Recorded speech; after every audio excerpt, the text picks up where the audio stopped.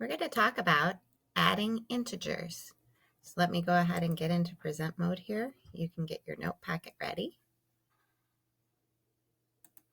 Here we go. Adding integers. Your learning target today is I can add integers. So by the end of today, you hopefully will be able to say you can do this. We're going to get a new definition, zero pair. What is a zero pair? A zero pair is a pair of integers whose sum is zero. So think about the number line, think about zero in the middle, and if you go one to the right, you have a positive one. If you go one to the left, you have a negative one. Those two make a zero pair because added together, 1 plus negative 1 makes a 0. You could do 10 and negative 10. That's a zero pair. They make 0 when added together. 100 and negative 100. That's a zero pair. Okay, zero pairs are very important when helping us first start out to add integers. So how do I use those to help me add integers is our next question. We have a visual you can use if you like. We use something called chips, or if we're not physically in the classroom, you could just have two different colors, a red pen and a blue pen. So here's how chips works. Let's say we have the expression 5 plus negative 2. We have a positive 5 and a negative 2. We're going to use blue for our positive. So we're going to draw 5 blue chips, just 5 circles, 5 dots, however you want to do it. Negative 2, we're going to use red. So we're going to draw 2 red chips. Now, when there's one of each color, those make a zero pair together. So you can see I have one blue, one red. That's a zero pair. I put a line through them. One blue, one red. That's another zero pair. They're gone. They make 0. So what's left? 1, 2, 3 positives. 3 positives are left. Put a side note in your column that one of each color makes a zero pair. That's very important. You can only make zero pairs if you have one of each color. So our answer to this first one is positive 3. There were 3 blue chips left. Blue is positive, therefore it's positive 3. Let's look at another one. Negative 10 plus 6. Okay, we're going to draw our chips again. So negative 10 means negative 10 red dots. So go ahead and do that. Positive 6 means 6 blue dots.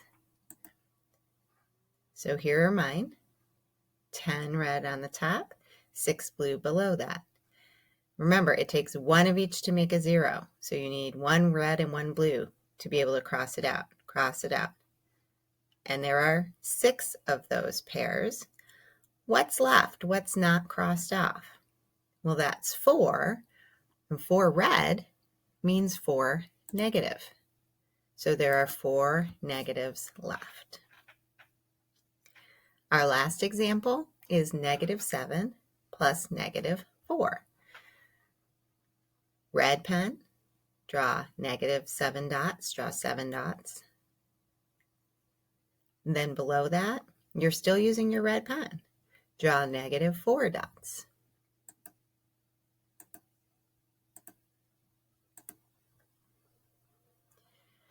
We don't have any opposite colors. We don't have one of each color to make a zero pair. It's all red. So nothing's going to cancel out. How many chips do we have? We have 11 chips. They're the same color, so you just add them together. And because they're red, that means that it's negative 11. All right, so how do I know if the sum is positive or negative when adding integers? Well, there's some rules that we're going to ask you to remember. When adding integers with the same sign, add them and keep the sign. So if they're both positive, if they're both blue, you just add the numbers together. If they're both negative, all red chips, add them together, and then your answer is negative. We call this a party, okay? You're all the same. Everybody that came to the party is all blue, or everybody that came to the party is all red. So you're having a party, they're the same. Add them together. When adding integers with different signs, subtract them and keep the sign of the integer with the greatest absolute value. So you're going to notice when we look back at these two examples up here, even though there's an addition symbol between them, what we really did was subtract them. And then our answer followed the rule of whichever of these integers is the greatest distance from 0, that's what our answer will be. So 5 plus a negative 2 is a positive 3 because 5 is a greater distance from 0 than negative 2.